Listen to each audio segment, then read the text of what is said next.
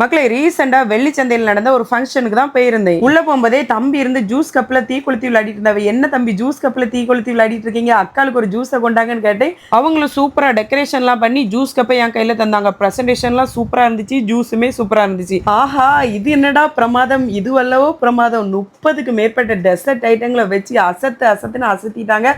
ஒன்னே விடல மக்களே, எல்லாத்தையும் ஒரு கை பார்த்துட்டு தான் வந்து எல்லாமே வேற லெவல்ல இருந்துச்சு. அப்படியே அந்த பக்கம் திரும்பி பார்த்தா பீஸா பர்கர் சாண்ட்விச்னு அடுத்த குமிச்சு வச்சிருக்காங்க.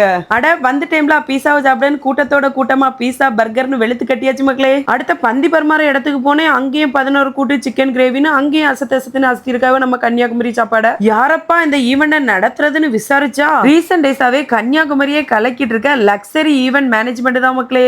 எல்லா கோட்டையும் அழிங்க, மறுபடியும் முதல்ல இருந்து சாப்பிட போறேன். பஞ்சு மிட்டாய், பாப்கார்ன், ஐஸ்கிரீம், வெரைட்டி டீன்னு அங்கேயுமே ஒரு பிடி பிடிச்சாச்சு. உங்களுக்கும் வெட்டிங், பர்த்டே, பேபி ஷவரிங்னு எல்லா வித ஃபங்க்ஷனையும் லக்ஸரியா பண்ணணும்னு நினைச்சீங்கன்னா லக்ஸரி ஈவெண்ட் மேனேஜ்மெண்ட்டுக்கு கான்டாக்ட் பண்ணுங்க. அவங்களே பந்தகால் நடுறதுல இருந்து எல்லா வித அரேஞ்ச்மெண்ட்டும் சூப்பரா பண்ணிடுவாங்க. நீங்க ஃபங்க்ஷனுக்கு ரெடி ஆகி வந்தா மட்டும் போதும். வெளியே வந்து பார்த்தா பானிபூரி பீடாலாம் வச்சிருந்தாங்க. அதை மட்டும் ஏன் விட்டு வைக்கணும்னு அதையும் ட்ரையல் பார்த்துட்டு சந்தோஷமா வீட்டுக்கு கிளம்பியாச்சு. வரட்டா மக்களே. மறக்காம இந்த வீடியோ ஃபங்க்ஷன் வேற வரப்போது ஒரே குழப்பமா இருக்குன்னு சொல்லக்கூடிய உங்க ஃப்ரெண்ட்ஸ் அண்ட் ஃபேமிலிக்கு ஷேர் பண்ணுங்க மக்களே.